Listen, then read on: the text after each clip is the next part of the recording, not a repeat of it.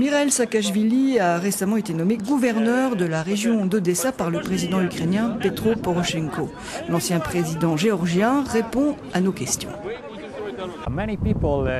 Nombreux sont ceux en Ukraine qui se demandent pourquoi M. Saakashvili est devenu le gouverneur d'Odessa quand il y a tant de choses à faire contre la corruption à Kiev. Odessa est stratégiquement très important, à la fois pour l'Ukraine, mais malheureusement aussi pour le pays qui a envahi l'Ukraine, la Russie.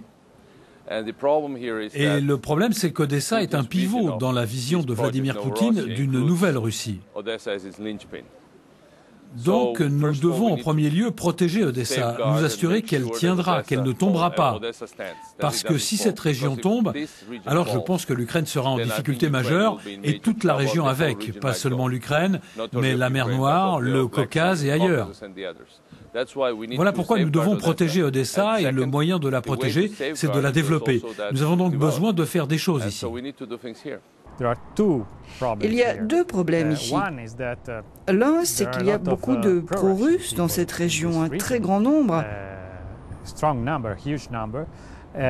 Et d'autre part, il y a un gros problème avec la corruption et la criminalité liée au port. Quelles sont vos intentions pour lutter contre ces deux énormes problèmes qui peuvent être en lien?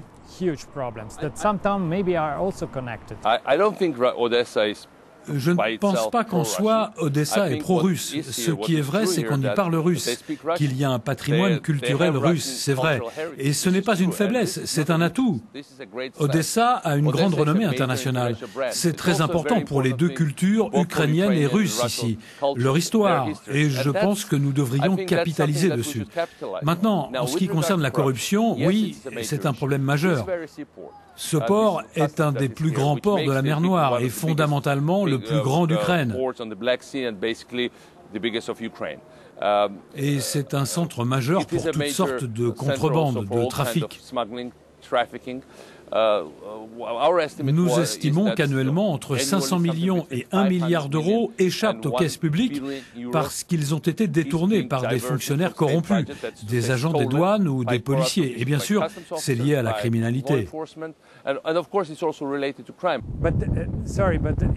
C'est vrai, des gens parmi les oligarques du régime ont été congédiés.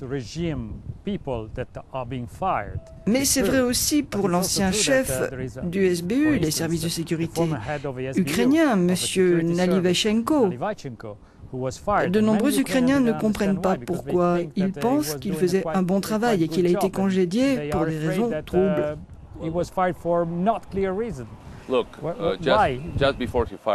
Écoutez, M. Nalivaychenko m'a dit « Je vous envoie les services du SBU pour renforcer la lutte contre la corruption dans les douanes. » Je peux vous dire, et je l'ai dit publiquement, que je ne veux pas de ce service ici, parce que plus de SBU signifie plus de corruption. Le problème est là. Jusqu'à maintenant, le plus gros des trafics n'était pas le fait des douaniers ou des trafiquants professionnels, mais le fait des services de sécurité ukrainiens, d'éléments des services de justice. Tout le trafic de drogue de la ville est contrôlé par la police. Par conséquent, la police, ce n'est pas la solution à ce stade. La police est un problème en soi. Pour faire baisser la criminalité, il est très important d'avoir un service de sécurité fort. Et vous ne faites pas confiance aux services de sécurité de l'Ukraine. À ce niveau, il y a un gros problème de confiance. Mais il va y avoir une nouvelle patrouille de police à Odessa, constituée presque à 100% de nouvelles recrues, parties de zéro, qui vont recevoir une formation adéquate et auront des salaires convenables. Nous avons un chef de la police, nous avons ordonné de stopper la contrebande via la Transnistrie. C'est très important parce que la plupart des criminels et trafiquants viennent de Transnistrie et de la zone non contrôlée par la Moldavie. Et c'est le trou noir de l'Europe. Nous sommes en train de recruter de nouvelles personnes pour la police et nous allons nous assurer qu'ils auront de nouveaux salaires. Nous recrutons de nouvelles personnes pour les douanes. Nous recrutons de nouvelles personnes pour les services fiscaux. Nous devons leur donner des salaires plus élevés. Et il y a plein de volontaires en Ukraine. Cet endroit a un potentiel incroyable. Vous mentionnez ces groupes qui contrôlaient cette région de l'Ukraine, la région d'Odessa. Pensez-vous qu'il y a un lien direct entre la Transnistrie, ces groupes, et Moscou?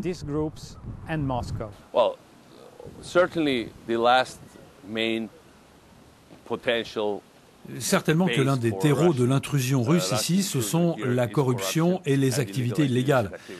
Vous savez, ce qu'au fond Poutine appelle le monde russe, ce vrai pouvoir de corruption et des réseaux criminels. En effet, la plupart des gangs criminels, la plupart des gens liés au crime organisé que nous connaissons, dont beaucoup pourraient venir de Géorgie, ont toujours eu des liens avec la mafia russe et avec les autorités de Moscou. C'est un fait bien connu et bien documenté. Tout à l'heure, vous mentionniez l'importance que représente en tant qu'atout culturel la population russophone de cette région. Mais ne pensez-vous pas que le gouvernement de Kiev a fait des erreurs et qu'il s'est privé du consensus des russophones de l'Ukraine dans son ensemble et bien sûr de la région?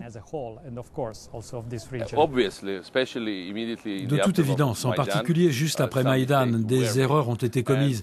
Mais je pense que c'est en train de changer. Les gens ont pleinement conscience que ce pays ne se résume pas à une origine ethnique ou à une langue. Il a certainement une langue nationale et il a certainement une identité claire. Mais cette identité est fondée sur le multiculturalisme, sur des personnes parlant des langues différentes. On pourrait dire que c'est ce que vous avez essayé de faire à Tbilissi, en Géorgie, votre pays d'origine, mais que quelque chose a mal tourné. Non, rien n'a mal tourné. Je suis très fier de ce que nous avons réalisé en Géorgie. Les institutions géorgiennes en ce moment sont les plus solides, pour la plupart d'entre elles, de tous les ex-États soviétiques. La Géorgie a vraiment construit de nouvelles villes, de nouveaux paysages. Les touristes sont 60 fois plus nombreux.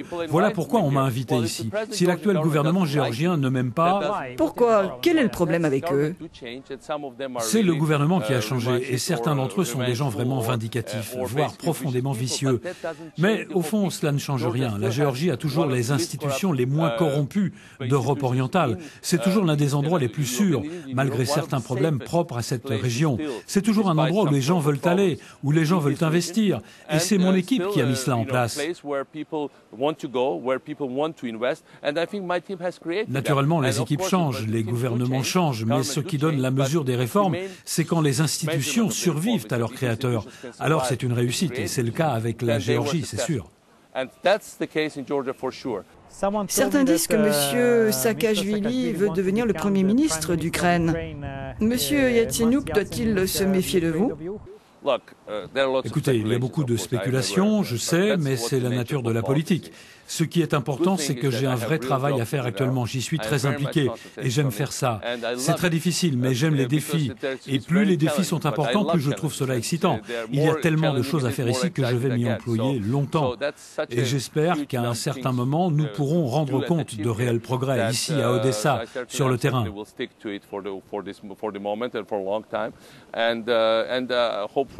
Bien sûr, je vais travailler avec le gouvernement à Kiev, parce que sans l'appui de cette réforme de la part du gouvernement de Kiev, on ne parviendra pas à de véritables changements.